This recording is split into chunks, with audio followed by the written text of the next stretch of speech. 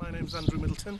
I run Wild Country Walkabouts from Rosedale Abbey, and we're going to go on a little walk up Northdale this morning. And what kind of things do you think we're going to be looking at? I think we'll be looking at some wild food, maybe some of the animals that are around, and have a look at generally what sort of things we could do for bushcraft. And could you just give us a little bit of background to your business and the kind of things that you do, Andrew?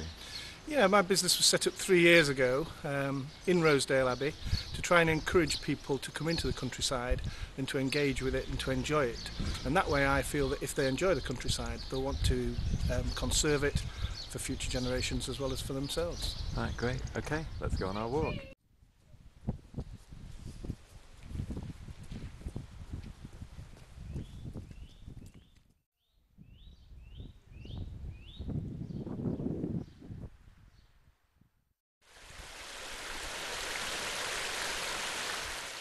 You know what tree this is?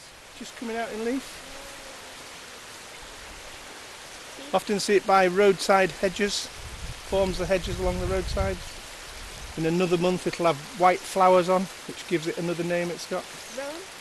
No, not rowan, it's actually hawthorn. Also known as May blossom once the blossom comes out white. And at this time of year, when the leaves are coming out fresh and soft and green, they make a good little snack.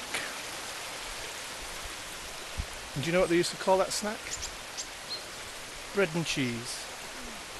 So take a little bit of that, have a little taste, chew it up. And if we just take little pieces from a number of bushes, then we don't cause any harm to them whatsoever. And you should find it tastes slightly nutty. Sure. Slightly nutty taste. What do you think? Do you like it? Yeah. Toby? Yeah. And Herbert? It's alright. And in the autumn when it's got red berries on, we can squidge all the red berries up and get all the juices out and eventually get those to solidify so it forms like, have you ever had a wham bar? You know the chewy bars that you get in sweet shops? It forms a sort of gelatinous, gooey and then hard material. And we think that's how people in the past carried the material round because it lasts for years once it's turned into that solid bar. Here we've got the wild garlic. We've got the leaves and we've got a flower bud. Oh. Which of those do you think would be strongest in taste? The one on the right? No. The leaf or the flower?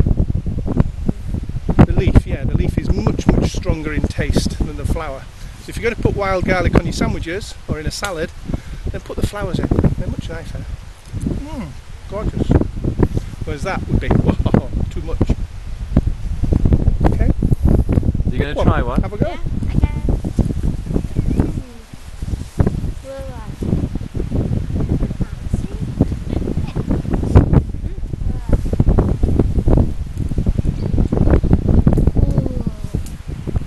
Isn't that nice? Put those on your pizza, you'll know about it, won't you? Oh.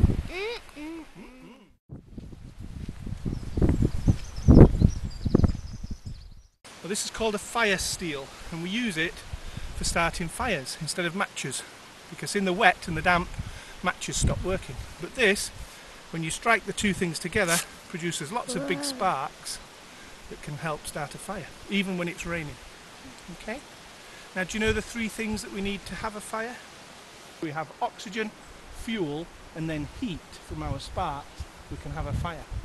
So the fuel we're going to use now is cotton wool, because this burns quite easily. Wool doesn't burn at all.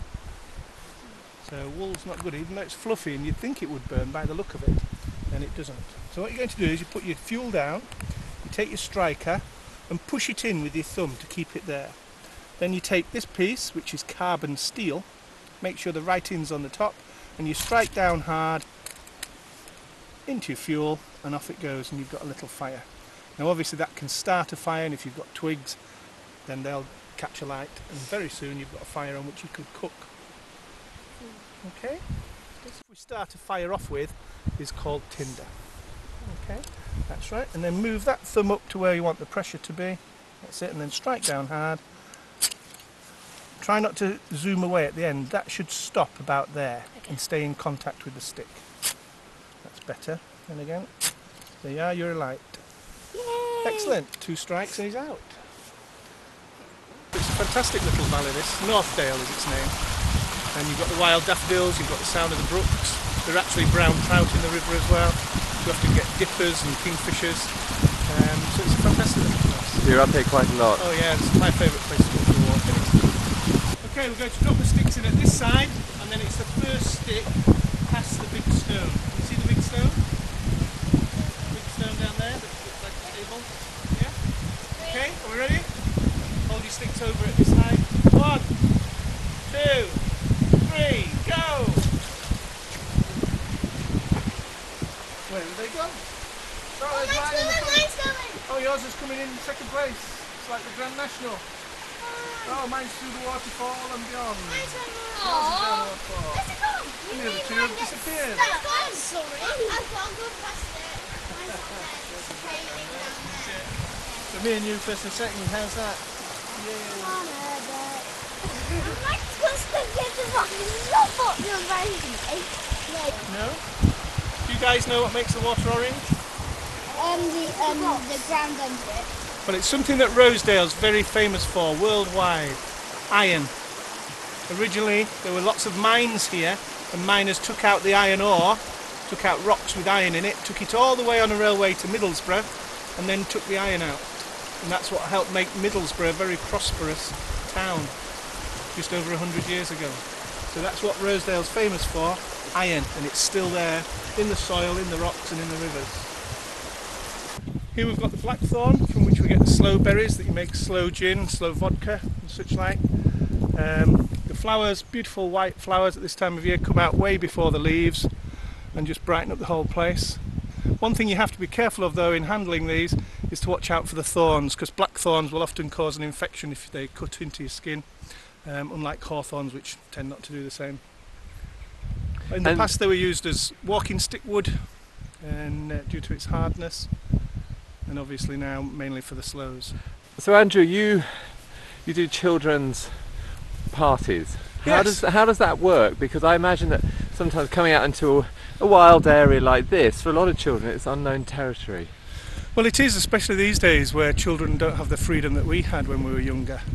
I mean, in my house you were allowed a bicycle at 10 and you could go off and do what you wanted really. Whereas now a lot of parents don't want the children out of the sight. In fact, the National Trust are just doing a big consultation exercise at the moment on that very topic. And they're looking at ways to try and encourage children to have more freedom out in the wild and explore on their own. So the sort of party I would tend to run is to come up and establish a base camp somewhere and then have the party at that base camp and go off and look at things and do things just a short distance from that. So the children aren't plunged into something uncomfortable right from the beginning, because what you don't want to do is put them off. At this end of Northdale, the north end, is one of the best areas in Rosedale for hares, and the fields here in sort of late spring have an abundance of hares. So that's nice to see for an animal that's struggling in other parts of the country. And George Watson, the local farmer, certainly encourages them and supports them. So it's always good to come and just sit, particularly on an early morning or an evening, and just watch for them coming out. And we've just seen the weather change quite dramatically there, haven't we? Oh yeah, that can happen. I mean, I once had a group up on the moors here in June, and as we went up above Chimney Bank and it turned to snow, which obviously amazed them, when earlier they'd been on the beach at Runswick Bay.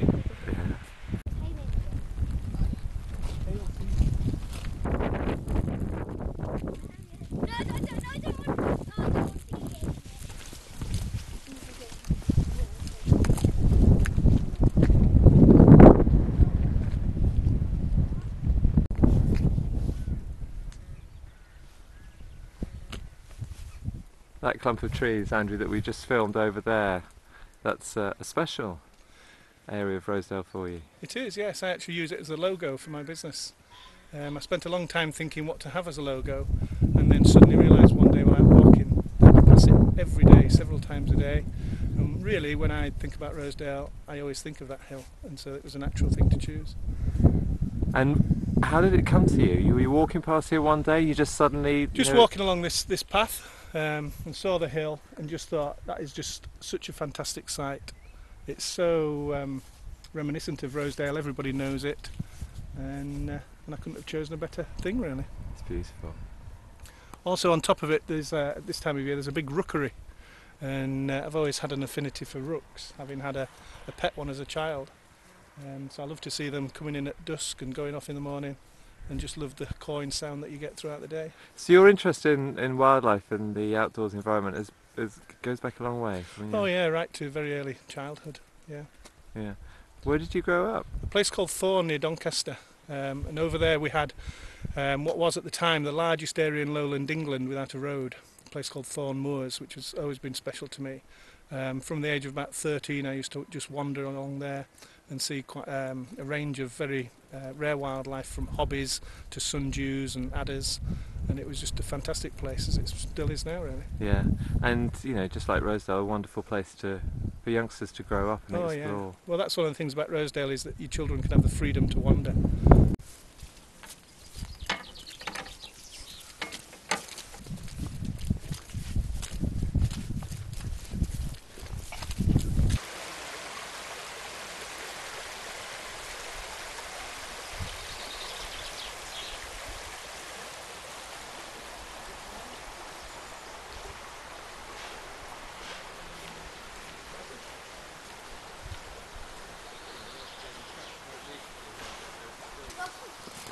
We're going to have a little fire then? Yeah. Okay, we're going to have it here, so we can get rid of it nice and easy, so there'll be no sign of it when we've gone. Yeah. Okay, this is what I want you to do then. Sam, I want you to gather a big bundle of stuff, so your hands are like that, of twigs that are no thicker than a drinking straw. Alright? So like that. But it can't be off the floor. It's got to be from stuff that's in the air. So it could be hanging on something, it could be snagged on something, or it could be a branch that's lying on the floor with smaller twigs sticking up. Toby, I want you to collect things finger thickness, my finger thickness. And again, a bundle about that big of things finger thickness. Okay? And then your job is to collect things about that thick and about that long. And I want about 10 of those. This is the slightly thicker stuff. Snaps with a snap. Start the fire off. Who can tell me how many types of snake live wild in this country? 3. Correct. So you get to light the fire. Do you know what they are? Grass snake. Yep. Adder. Yep.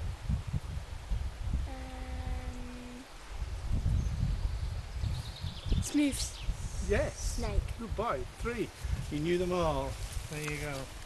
You deserve to light the fire. So if you strike it into the tin that's in the bottom there, exactly as you were shown before, actually rest onto the tinder, right inside the cotton wool, which is underneath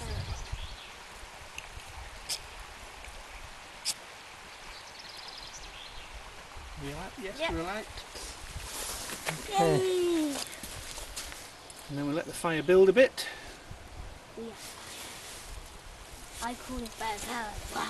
And then you find some people build fires like this, like a teepee. But the trouble with building a teepee fire is that the middle here burns out, and then the twigs just fall against each other and stand there and the fire goes out. Yeah. So if we build them more on a crisscross pattern, like this, then as the fire beneath burns the wood, the layer on top drops down into it. So we end up with a crisscross. And that way the heat can still rise through all the firewood, but as it burns it collapses and feeds itself. Okay? There you go. So there, you've started a good fire. Yeah. Let's get some lunch on the go. There's some marshmallows. We need a marshmallow stick. So something like that will work nicely. But we need to take the bark off, because the bark can harbour bacteria. So we just need to scrape the bark off for 2 or 3 inches at the end, and that's where our marshmallow will then stick on.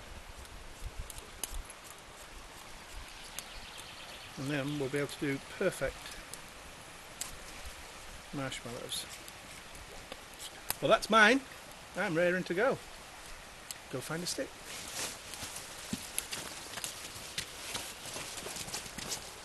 Okay, in bushcraft, because we can use tools, we can make things. You're going to make a stick to toast a marshmallow, but if you're out in the wilds for a bit longer, you might want a knife to spread your butter and your jam. So you could make one of those. Just with a simple knife. You can have a look at that one. Or you might decide you need a spoon, in which case you can start with a stick, take a few little bits off that don't look like a spoon, and it leaves you with a bit of a spoon. Have a look at that one. And then if you keep going, you actually end up with a proper little spoon. So they're the sort of things that you can do. And on a simpler level, you can always make yourself a chopstick. But of course you need two. So you can get a piece of wood and make another chopstick. And if you want to be all modern, you can make yourself a modern looking knife. When I was a boy, you could walk into any shop, like a newsagent's, and you could buy these. These were up on the shelf or on a board in the window. And all of us, all me and my friends when I was your age, had one of these on our belts. And we could go anywhere, and nobody ever complained, nobody objected. Scouts used to wear them to their scout meetings. And it was a good working knife. And that would enable you to make all the things that you needed to make. Nowadays though, with knife laws that have changed, it would be illegal to walk around with one of these on your belt unless you had good cause to do so, such as if you were fishing or camping and you had permission to be where you were. So today you're going to have a go with one of these. So I'm just going to give you a little bit of instruction and then you'll get a chance to have a go. So when we're cutting, where did my stick go? When we're cutting, we cut at the side, alright? Why wouldn't I want to use a knife at the front here? What would happen if I dropped it? It could go into my feet, couldn't it? So what we do is we put a little twist in our waist and then we cut at the side of the hand that you hold the knife in. So I hold the sheath, thumb on top, fingers underneath, grasp the knife in what we call the forehand grip and take it out. Then I put the sheath away while I'm holding the knife steady, so the sheath is safe and I know where it is. And I can get it with my left hand, so I don't need to take my hand off the knife. And then, if I'm going to shape my stick, I move the stick across to where the knife is, and then I start near the handle and just gently start to trim the stick. Now where will the knife go if I drop it? Into the ground, won't it? Yeah. So there's no danger to me. So just that simple little act of putting that twist in your body makes it completely safe, and that's the safe way to do it. One for you. Just a moment. Don't take it out yet. There's one for you. Ooh, nice difference. And there's one for you. So you need to find a space in this area, not so you're going to fall in the river or be on the banking, but on flat ground. And then you need to point your toes that way so that the side you're cutting on, if you're right-handed, is towards me. If you're left-handed, have we got left-hander? So you'll need to face the other way, because then you could, no, you just turn right round. You need to face that way, and then you're cutting on this side, because you're left-handed, and I can see what you're doing then. So you're cutting on this side, Toby, you're cutting on this side, so I can see what you're doing. So take your knives out, put the sheath into your pocket with your left hand, make sure you know where the knife is while you do that.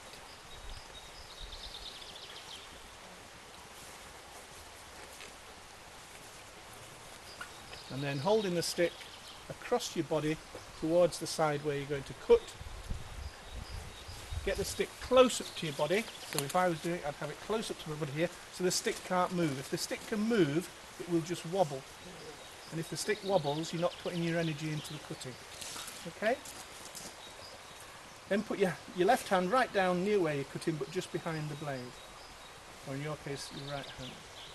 And then just start at the end. Don't start too far back. Do the end first and work backwards.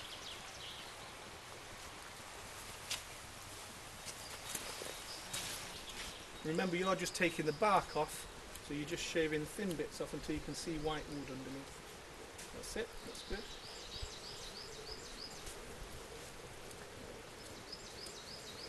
Excellent. Everybody nice and safe on the left hand side, right hand side.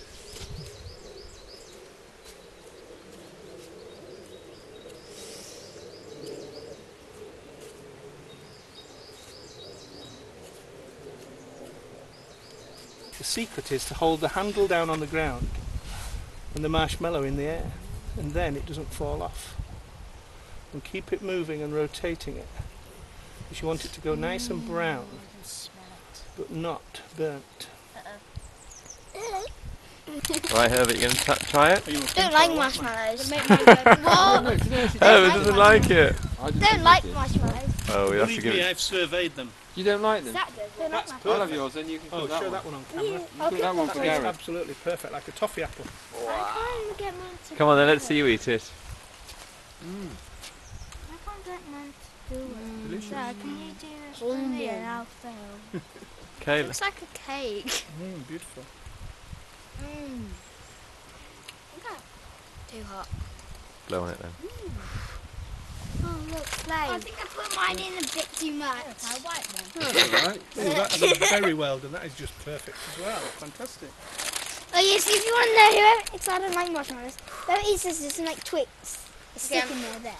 Looks like a little mushroom. Okay, Sam. I don't like them. Do you want to toast a bit of chocolate then instead? Very nice. Yeah, but Yeah, it was really quite treacherous. Have a good time, boys. yes! Fantastic. Thank you so much, Andrew. We're back in Rosedale. I just wonder if you could just sort of sum up. We've just done a fantastic walk and learnt loads about wildlife in the countryside. Can you just sum up a little bit about what else you do? Yeah, well, I mean, the overall aim is always to just take people into wild places and hopefully they'll come away with good memories and want to look after those places. So it's a whole range of things from bushcraft to problem-solving activities, archery, wildlife awareness walks, anything